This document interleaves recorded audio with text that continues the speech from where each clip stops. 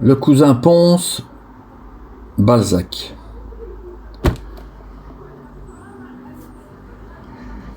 Ce cousin Pons est, au début du roman,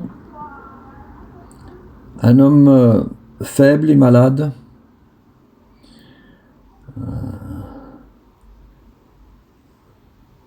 qui a du mal à se remémorer les événements, presque tout le temps alité dans son lit, d'une chambre modeste, d'un appartement qui l'est tout autant. Or, cet homme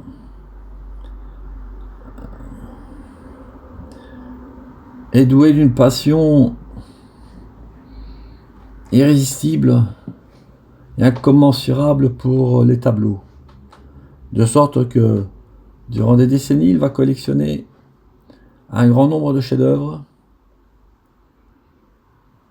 et qu'il va protéger aussi précieusement que la prunelle de ses yeux. Il a un ami qui prend soin de lui et qui est allemand d'origine. Et dans ce roman, les dialogues dans lesquels cet Allemand s'exprime ont une connotation et sont traduites par un chuintement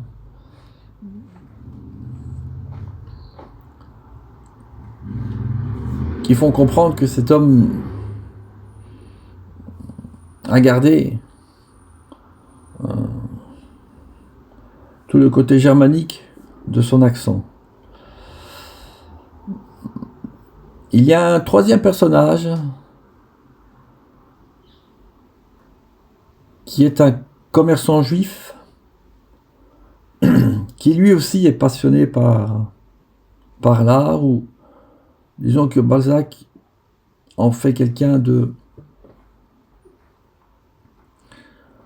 très typé et très répondant au canon et aux stéréotypes du juif à l'époque, et que Balzac se complaît à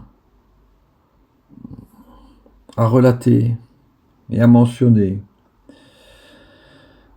Alors cet homme-là, on ne sait trop si c'est par amour des beaux-arts ou par intérêt financier qu'il cherche, lui aussi, à accumuler des œuvres. Et sachant que ce cousin Pons, détient lui aussi un grand nombre de tableaux, il va tenter de se les approprier par des moyens, si pas illégaux, du moins malhonnêtes. Et l'Allemand, qui est l'ami de ce Pons, va tout faire pour l'en dissuader et pour préserver ce trésor en possession de son ami.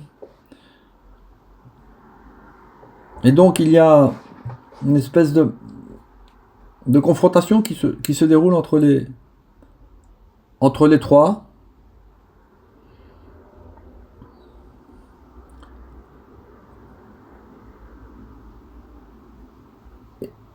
Et Balzac nous dévoile là quelque chose de plus fort encore que cette rivalité. C'est en fait l'amitié sincère et d'une loyauté infaillible de cet Allemand qui n'y connaît rien en fait en œuvre d'art, mais qui était pris d'une grande sympathie vis-à-vis de ce vieux monsieur. Et il fera en sorte de le défendre autant qu'il le pourra. Par la suite, L'âge aidant, la nature reprenant ses droits, Ponce mourra, mais, le trésor de son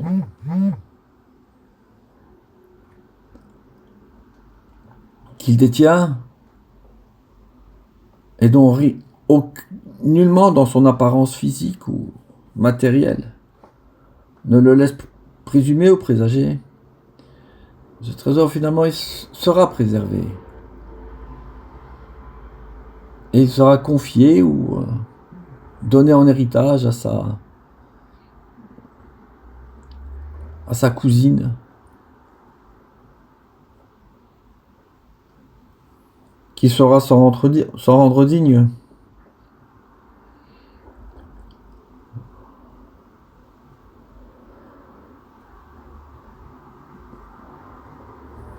Balzac, dans ce roman,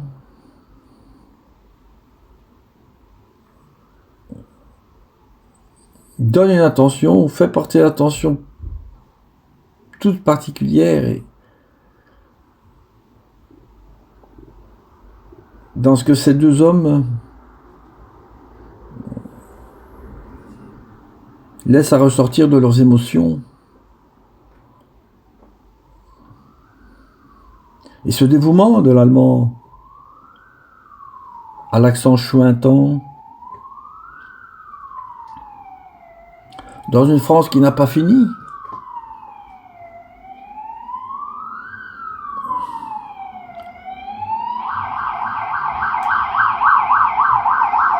de manifester des reproches et des récriminations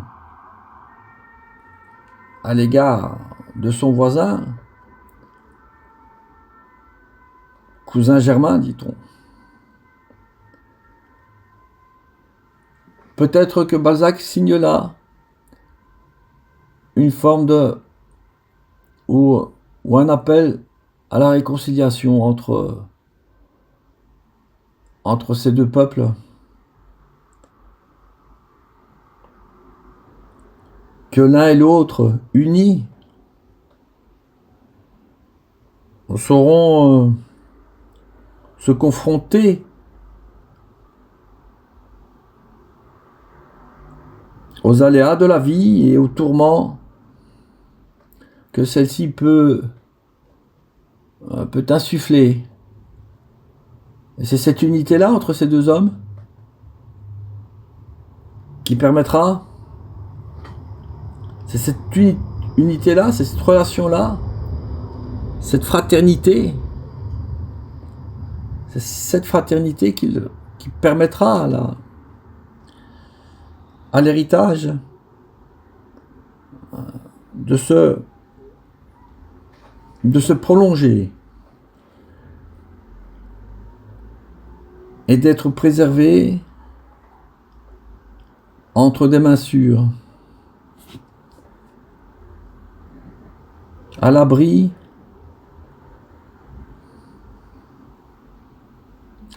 du danger. Le cousin Ponce, Balzac.